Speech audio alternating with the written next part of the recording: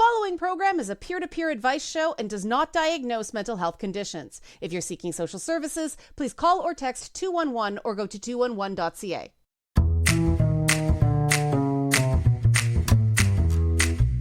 Hello, listeners around the world on radio, streaming, and podcast services. This is It's Not Therapy. I'm Liana Kersner, and I am not a therapist, but I am your source for navigating the madness of mental health using my top 10 sayings for going good crazy.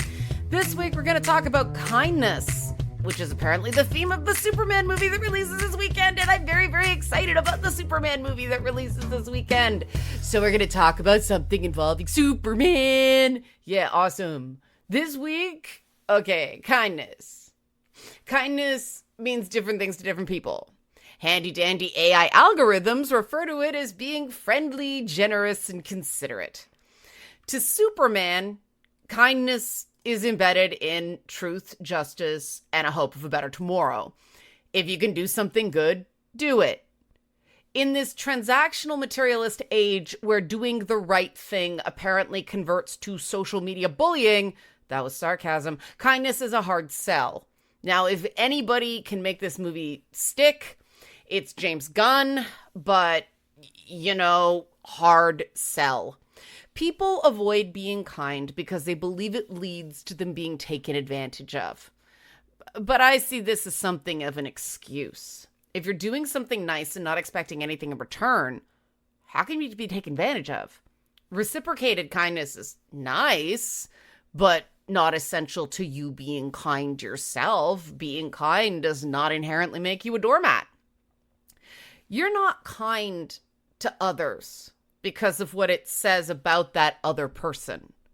You're kind because of what it says about you. But true kindness is a challenge, especially when it's defined as, truth, justice, and the hope for a better tomorrow. But I think that this definition of kindness actually works really well, hence me dedicating a whole show to it. Sometimes the truth will seem mean. That doesn't mean you lie to be kind. You just find the kindest thing that's still true. Sometimes justice means consequences, but consequences don't have to be actively cruel. And hope's a tough one. Because sometimes it seems like hope is just, being cruel to yourself. Hope's a challenging concept that interweaves a lot of other things, which is why I find Superman's style of kindness so fascinating, and I do believe it's achievable. Because it, comes with the caveat that sometimes no matter how nice you are, it comes time to punch someone in the face who profoundly deserves it. How do you Superman punch people with kindness, right? That's sort of a metaphor for me. For being kind doesn't mean having no boundaries. In fact, boundaries are essential for true kindness. Cruelty is way easier than kindness in the short term until you start practicing kindness. Because you realize long term, if you practice kindness, you're happier. You have fewer regrets. Because, kindness isn't about how you treat other people. Kindness is also about how you treat yourself. Superman is delightfully old school when it comes to where his kindness comes from. He grew up in a stable home where his parents taught him the value of being good to people. They didn't teach him to hate people who are different, which I suppose is what you get when a couple of Jewish boys in Cleveland whose parents were Eastern European immigrants got inspired by Zorro and John Carter of Mars and imagined up a story about a goy from Kansas. Okay, before you get huffy, I know Canadians, Joel Schuster lived in Toronto until he was around 9, but he met Jerry Siegel in Cleveland. I hear far too frequently this excuse. It's easy to be kind when you're super strong and can fly. And I don't agree. A huge part of Superman's appeal is his judicious use of his powers and choosing to work for a living when he could just, for instance, rob banks with his heat vision and be rich. And if you look at a lot of the very powerful men out there these days, they're not exactly Superman paragons of good behavior. Money and power don't make it easier to be kind. They make it easier to be more open about your true nature. The rich and powerful people who screw over everyone, they believe that's just the way of the world. Dog eat dog and all that. Whereas kind people believe that looking over your shoulder all of the time is just too exhausting. So treat people decently and associate with people who do the same. Some people snicker at that last part, and that to me is a red flag. People will attack me if I let them is a powerful story to tell yourself. It begs the question, which people? And if so, why are they in your life? Is it work? Is it home? If it's home, yikes. If it's work, maybe see what else is out there. You don't have to quit today. Just see if there's a healthier corporate environment you can move towards. Not every company is that bad. People who think in the people will attack me if I let them way tend to be profoundly unkind to themselves. And this self-unkindness leads to unhealthy habits. So this is why we're going to talk about how Superman can inspire us to be kinder, which is what James Gunn says his hope for the movies are, and I wish him the best. Do you have a story you think would be good for the show? Are you interested in sponsoring the show? Liana at nottherapyshow.com. Nottherapyshow.com is the website. At nottherapy on social media. We'll be back after this on It's Not Therapy.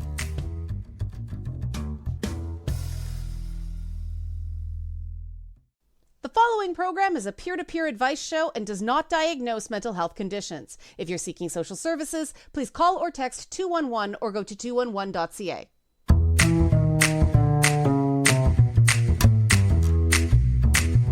We're back in It's Not Therapy. I'm still Liana Kersner. I'm still not a therapist. We're still talking about kindness the Superman way because the movie is an excuse to talk about it. I really like Superman. Okay. The first way we can have Superman inspire us to be kind is adapting a mentality of fortitude. You don't have to lash out at everything because the proverbial bullets or lightning or whatever, if you're doing a Superman, they just bounce off of you while you say, it tickles. That is what fortitude is. And sure, kryptonite can come along. We all have things that are our kryptonite. But Superman knows everything is not kryptonite. Otherwise, he wouldn't leave the house. Superman doesn't spend all his time thinking about how he's an alien so everyone will hate him if they find out. Yes, he has a secret identity, sometimes. But he still pursues the woman he's taken with, even though she doesn't really appreciate him at first. An element of Superman's story that is increasingly downplayed by having them already married in modern stories like the Superman and Lois show, which I also highly recommend. Clark Kent is kind to himself throughout his various setbacks and rejections, and the fact that even Superman gets rejected wasn't an accident. The guys who created him were sci-fi nerds.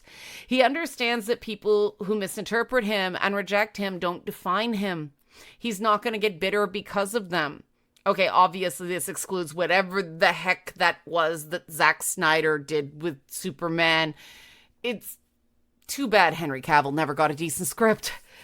Speaking of scripts, early Superman stories from Action Comics #1 onward had Superman describing himself as the champion of the oppressed, the physical marvel that had sworn to devote his existence to helping those in need.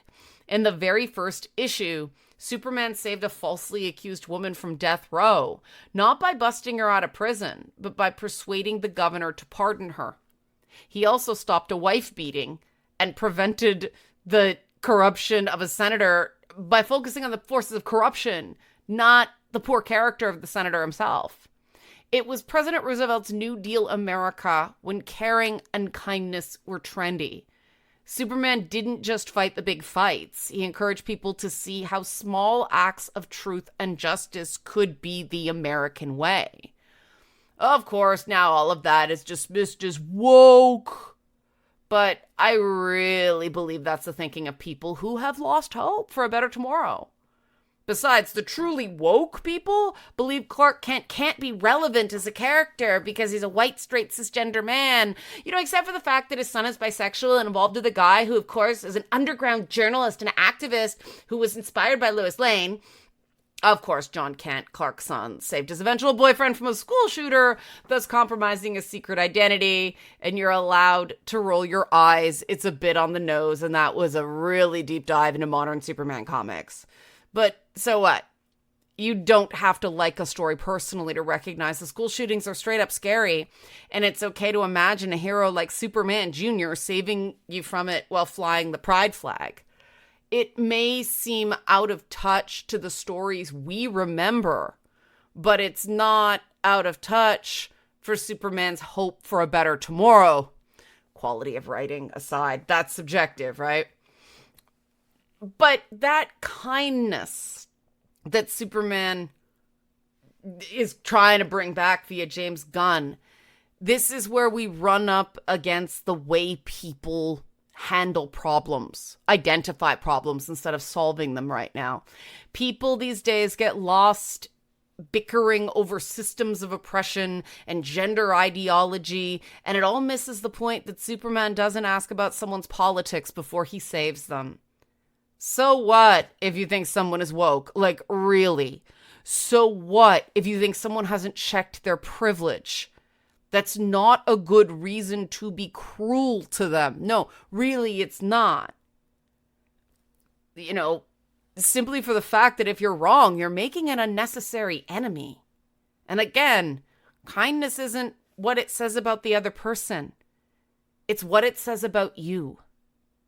The truth is, in broad strokes, the middle class of today has it much better than the middle class of Siegel and Schuster's time when they debuted Superman.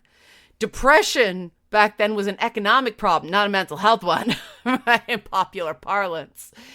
In fact, early Siegel and Schuster sample comic strips were drawn on brown wrapping paper and the backside of wallpaper that Joel Shuster had brought with him from Toronto because affording proper paper was out of the question. The positive feedback from National Allied Publications, along with the request to submit the stories in pen and ink on good paper, finally convinced Joe Shuster's parents to loan him the money to buy the good paper.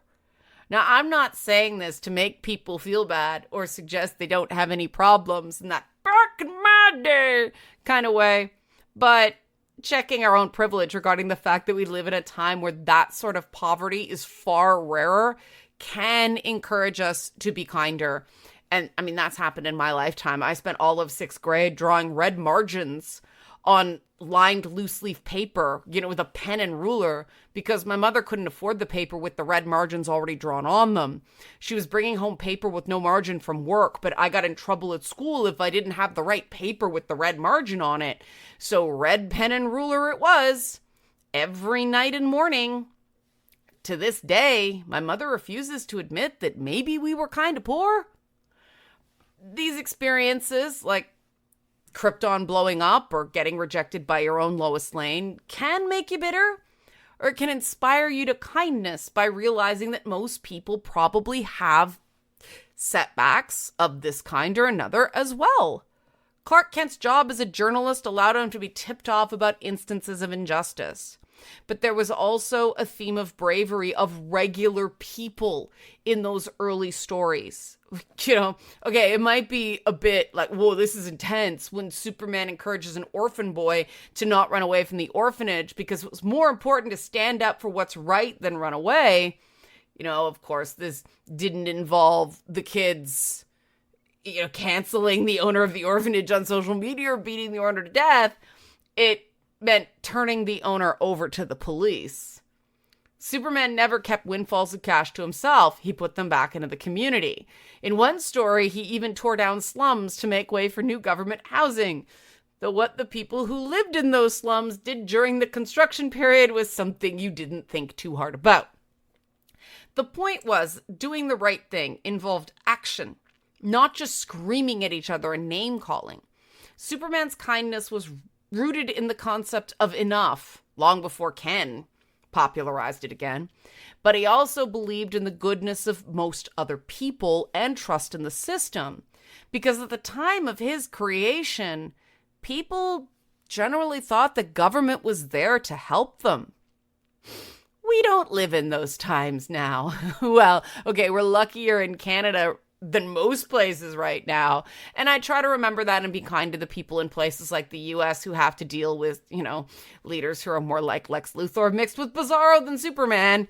And if you followed Mark Carney's visit to the Calgary Stampede, you'll note that he took Alberta Premier Danielle Smith's playful, jabs in stride, and just flat out ignored Pierre Poilievre's attempts to turn a mishap-flipping pancakes into a policy flip-flop talking point. Poilievre really needs to learn to let things bounce off him a little better. His thin skin isn't well suited for the modern nostalgic hero era that's coming in. Fantastic Four after Superman, I can't wait. And I want to be clear, that's not a jab at Poilievre's conservative politics. It's because of his personal lack of kindness. This is about the man, not the policy.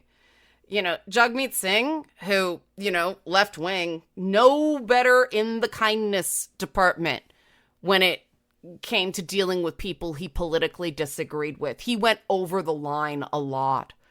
I really believe, and I thought this after I watched the one debate we got before the elections, if he'd channeled more Superman and was less of a merc with a mouth with the debate moderator, the NDP may have done better in that election, because Deadpool is great, but not as any sort of leader. In fairness to, the two last-gen politicians I just called out, Superman-style behavior wasn't cool when they got the leadership. So our kindness muscles have gotten atrophied, and I think Carney's old-school vibe is an opportunity to kind of get the old-school kindness back. Where do we begin to do that? We'll talk about that after the break. Question, comments, concerns, Liana at nottherapyshow.com. Nottherapyshow.com is the website, at nottherapyshow on social media. Back at us, Not Therapy, talking Superman and kindness. How you can let the bullets bounce off you too, and it's not therapy. The following program is a peer-to-peer advice show and does not diagnose mental health conditions. If you're seeking social services, please call or text 211 or go to 211.ca.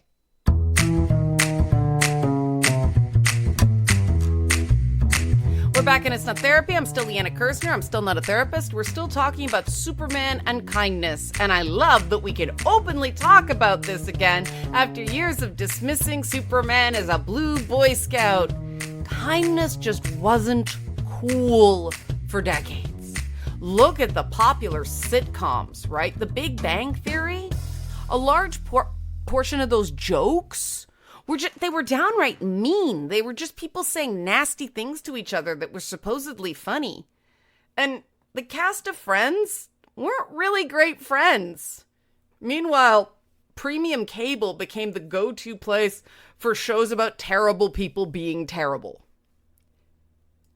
Because of all of this, hyper-competitive schooling, a merciless workforce, transactional personal relationships, we're collectively out of practice regarding kindness. So what do we do about that? I turn to my top 10 phrases. Be the hero of your own story and not anyone else's. Don't let problems that aren't your fault lead to mistakes that are. And listen twice before you talk once. Also, other people don't have to like your boundaries, but they do have to respect them. Whoa, hold up. None of those have anything to do with kindness. Fair, not directly, but they do create a strong foundation from which sincere kindness can spring, like Superman's bulletproof chest. The vulnerability inherent in kindness, the thing that people avoid, is exactly what makes it good and rewarding and fulfilling and self-validating and healthy, and it's exactly the thing that makes it hard. And that's why kindness thrives on boundaries, and boundaries make kindness so much easier. You don't have to be a human wishing well the minute you decide to be kinder. If you say no to something after you've said yes to a bunch of other things, and someone doesn't accept the no, that is a them problem. It doesn't have to be a you problem. Hence me saying other people don't have to like your boundaries, but they do have to respect them. Only be as kind as you want to be, not as kind as others demand you be. And, if you feel like somebody's taking you for granted, Be kind to yourself and set some boundaries.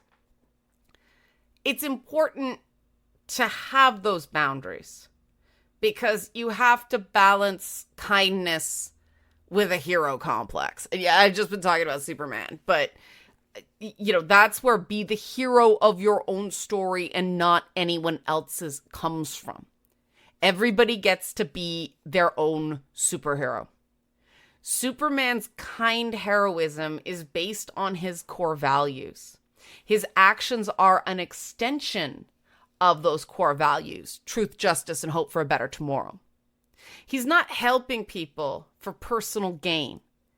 And like I said before the last break, he encourages regular people to be the hero of their own stories. Whenever possible, he encourages people to solve their own problems, not just have him swoop in and solve them for them.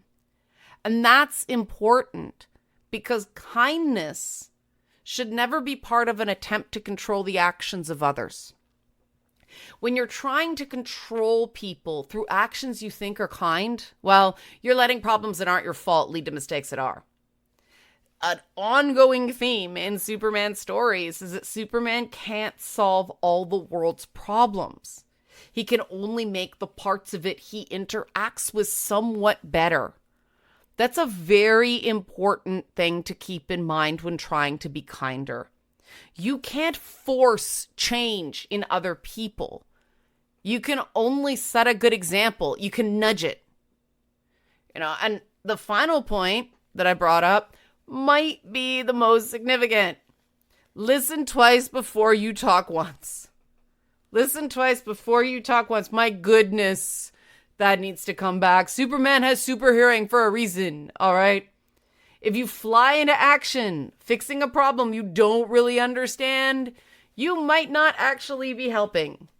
You're not being kind there if you're causing more trouble for other people. You may mean well, but kindness only translates if it, actually helps people. Now, not everyone appreciates that help, often not right away, and tough love is a thing. But the point stands. That's why your kindness has to be rooted in something like truth, justice, hope for the better tomorrow, like community, like integrity. You have to figure out when kindness stops being kindness and starts being, people-pleasing, an attempt to control, manipulation, any of those things, right? And that's all about motivation. That's all work you do inside you. And this, leads us to another top 10 phrase. Healthy kindness goals are based on things you can control. Sounds kind of obvious, but is it? True kindness springs from a solid sense of self, an ability to self-soothe, regulate emotions, and handle disappointments. You have to be prepared to hear, thanks, but no thanks. I understand you're trying, but this actually isn't helping me. And this is something that Superman comes up with a lot in the comics. That I remember this great one where Talia Al Ghul calls him. This was when she was running Lex Luthor's companies. And she wanted to expose some Luthor Corp shenanigans. And so she called Clark Kent. And Superman went, this is a job for Superman. And went in and, fixed all the problems and beat up all the bad guys. But what Talia really wanted was for Clark Kent, the reporter, to show up and expose the story.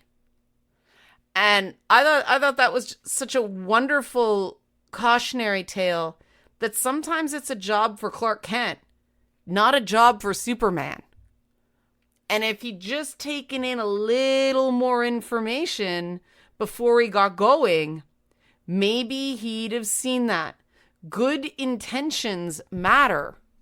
They're not the only thing that matters. The best way to show that your intentions are good is to be able to handle when you hear that something isn't landing the way you intended, or that you're actually creating more of an issue than you're solving for the other person, or the other person just wants to solve the problem themselves. This is a really common breakdown in relationships. And a lot of, well, men and women want to be useful, but there's a particular kind of usefulness in men that, you know, is well-intentioned, but can lead to issues in a relationship because they're trying to help, but they're not.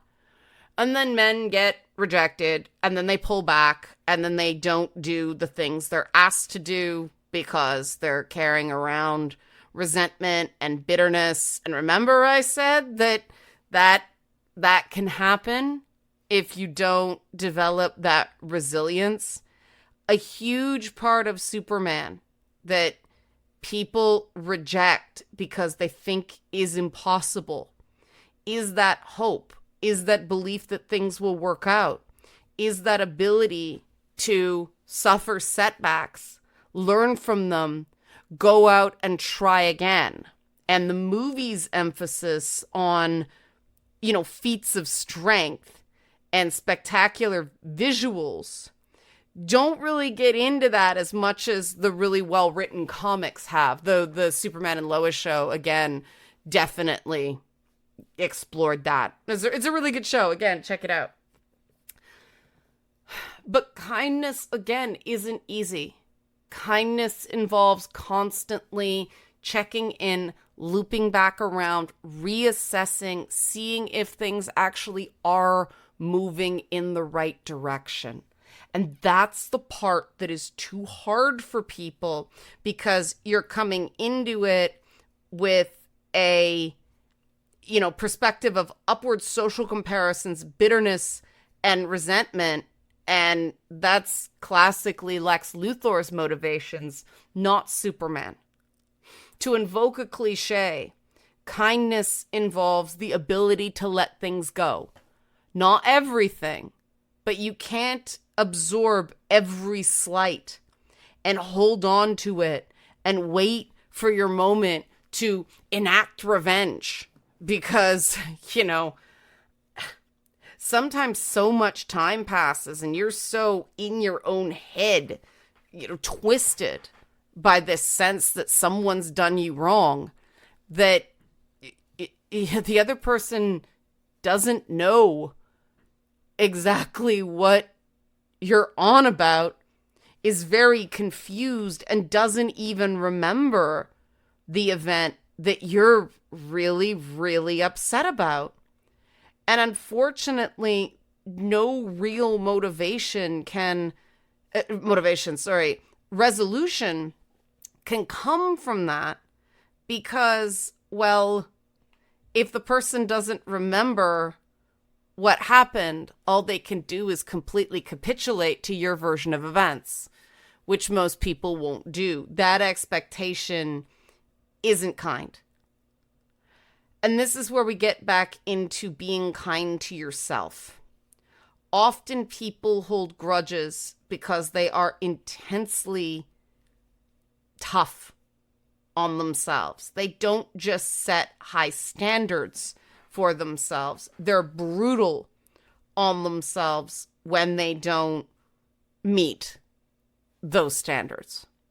If you take the worst person you see on the internet, the most abusive, invective spewing, unfair, word twisting troll out there, I can almost guarantee you, based on personal experience, that the way they're talking to people on the internet is the way they talk to themselves in real life, in their own head.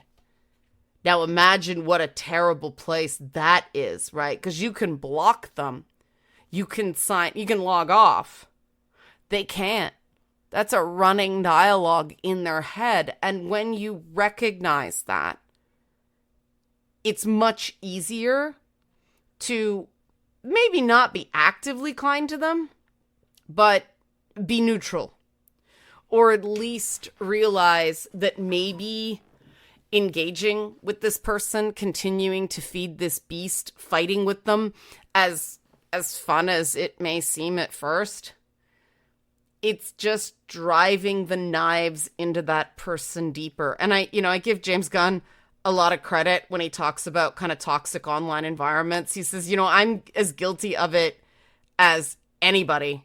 I have personally, not James Gunn anymore, I have stopped engaging in social media as much. We do cute cat videos because it's just putting happy and cute out there and, pounding the table to stand up for issues. The endless treadmill of, speaking out and standing up and fighting. It wasn't doing any good.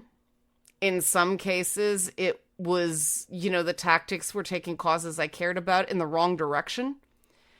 And it wasn't good for me either, because I ended up just staring into the abyss too long and going, how are people like this all the time?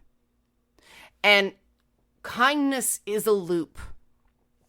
Some of us do well being kind to others to encourage us to be kind to ourselves. But also, we have to be kind to ourselves to be kind to others. It's very hard to have one without the other. Because think about it, if you're not kind to yourself, the stuff you're doing to please other people, is it really kindness, or is it trying to make them like you so that the screaming in your head will stop because maybe you'll get some external validation? And then the external validation doesn't exactly feel so great, does it? Because you find every reason to dismiss it as not being true, or, oh, they're just being nice. Never understood that they're just being nice. Are they being honestly nice?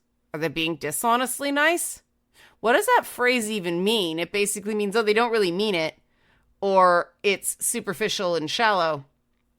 And yeah, let's not do that anymore. Let's not be nice to that person's face and then cut them up behind their back. That's not kind.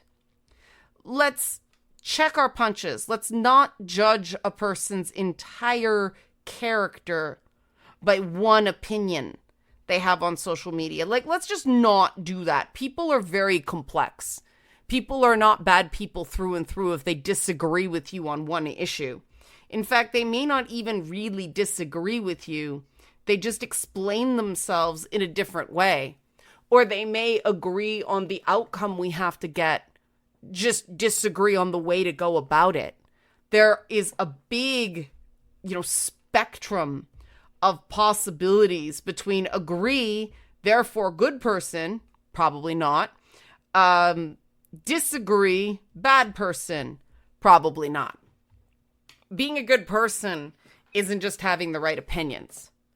Being a good person is stepping up and doing the hard things when it matters and there's no reward for it. And again, that requires fortitude. That requires an internal resilience. But I've talked a lot about what not to do because it's cruel. What do we do? What are some ways of actively being kind, involving truth, justice, and a hope for the better tomorrow? That kind of Superman. When we can't fly, we don't have ice breath, we don't have heat vision, we can't leap tall buildings in a single bound and, fly fast in a locomotive. Locomotives don't fly. I'll get to that after the break. Questions, comments, any feedback, Liana at nottherapyshow.com. Nottherapyshow.com is the website. At nottherapyshow is social media. When we come back on Superman and kindness, this episode of It's Not Therapy.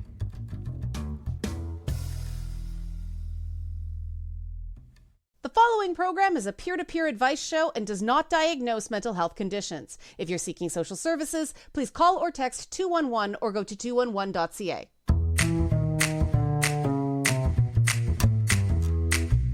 We're back in It's Not Therapy. I'm still Liana Kersner. I'm still not a therapist. I left plenty of time for the last segment this time. I'm always happy when I do it. It makes up for all the times that I run way long and then here, Yay, I'm giving myself credit. I'm being kind to myself.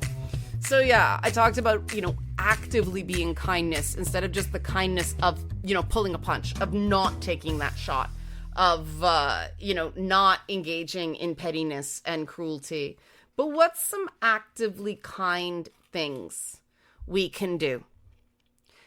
I hear from a lot of people that the kindest thing a lot of people can do is kind of what Superman did in those early stories, where he didn't just go in and solve a problem.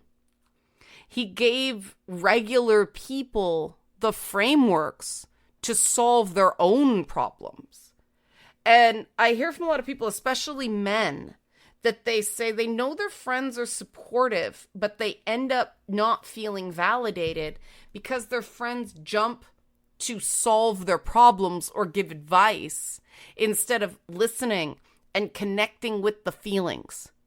And that is a really simple thing that you can do that is a real act of kindness. Hear me out.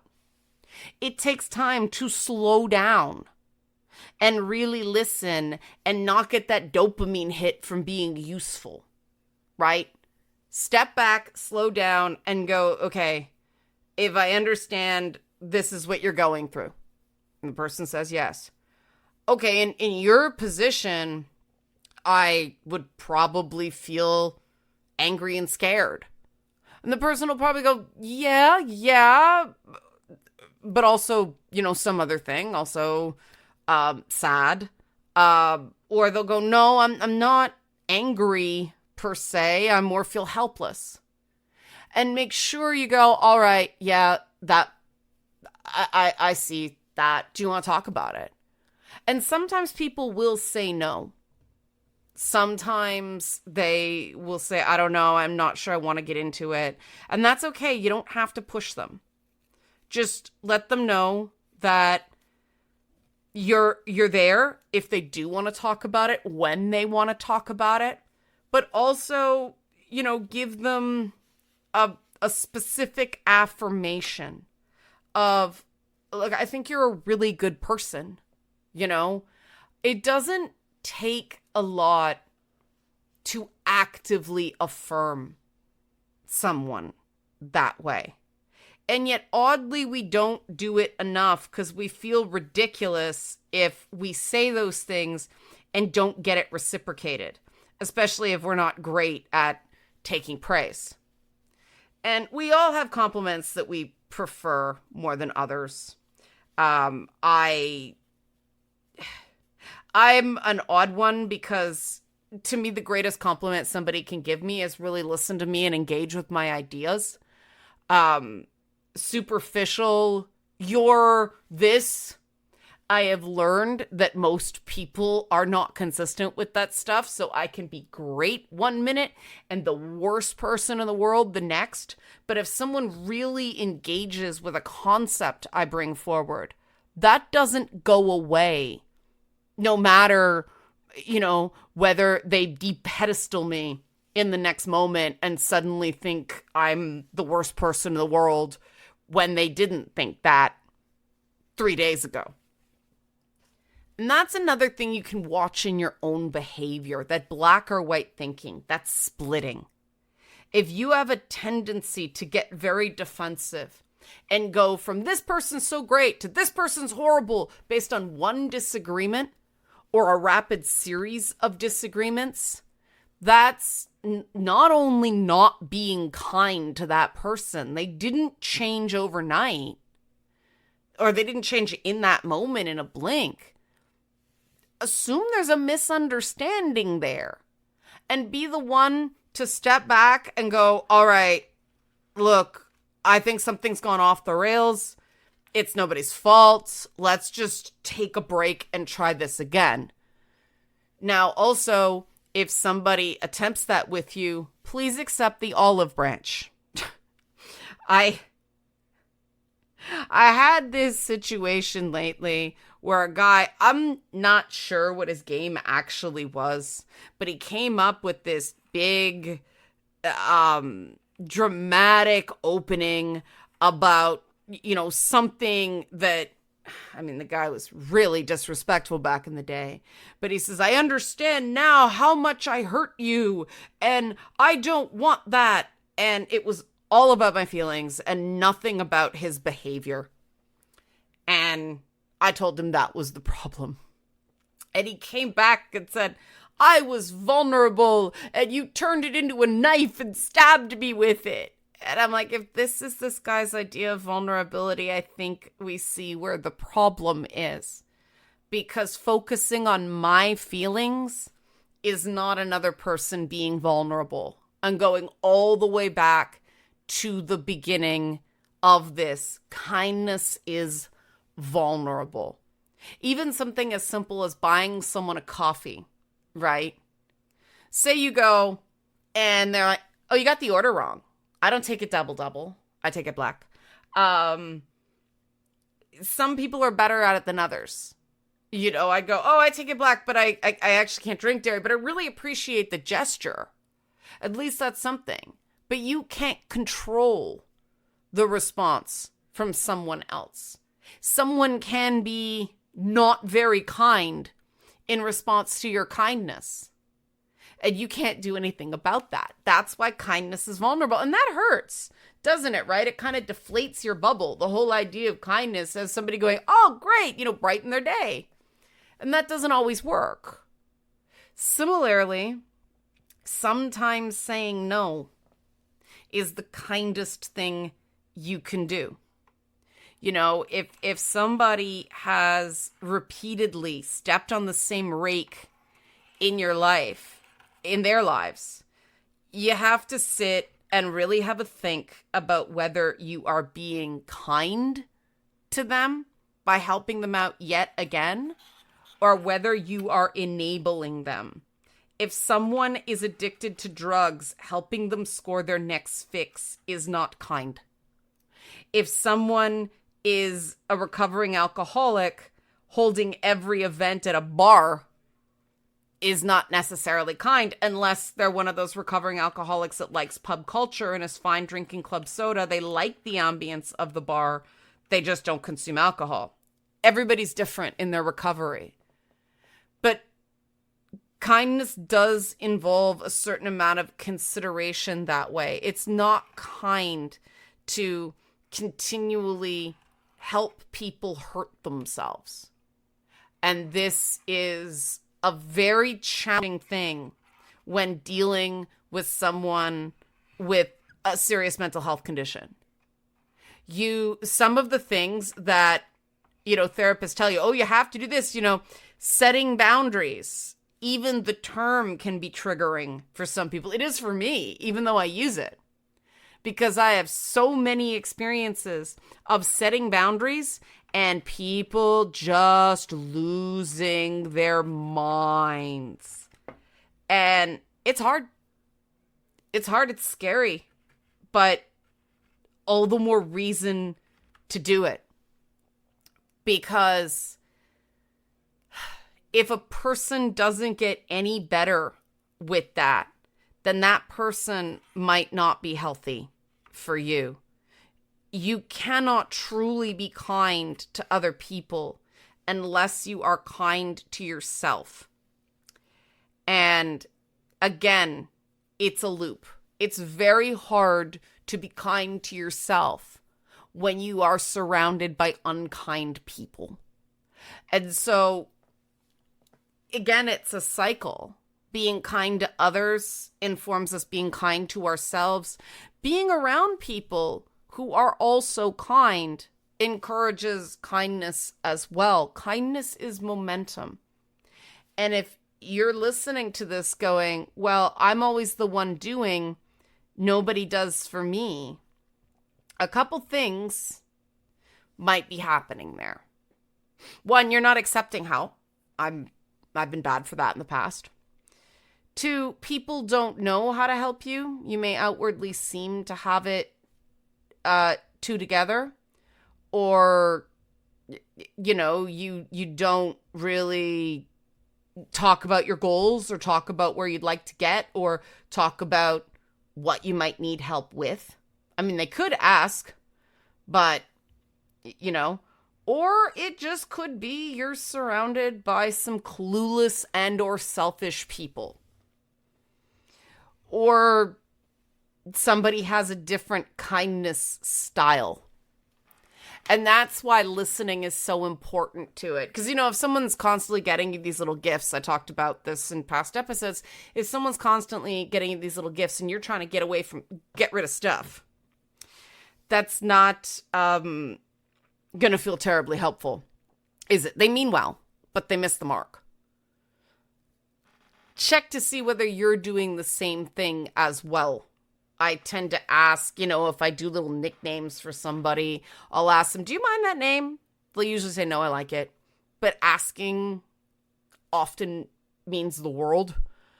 Asking, hey, checking in, doing little tune-ups on relationships. Asking, is there anything that, I could be doing better? Is there any way I can help? Especially if someone's struggling, Sometimes it's better if you think you can help someone out of a bad spot. Ask them before you do it, would this help? Because when someone is really struggling, control is a really major lever. And when people start doing stuff, well-meaning as it is, it can contribute to a greater sense that the person is out of control. Not a greater sense that they are in control. And with things like trauma, with things like grief, with things like loss, control is a very, very significant thing.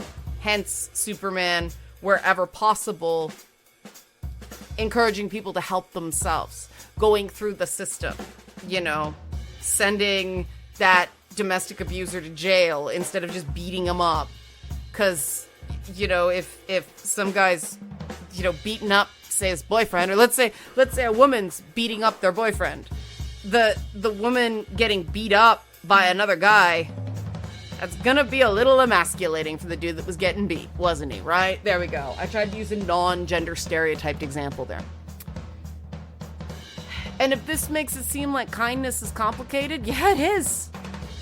That's why it's worthwhile. Communicate. Listen twice before you talk once. It really is the key to kindness. And don't be afraid that if you give a little, you have to give everything. You don't.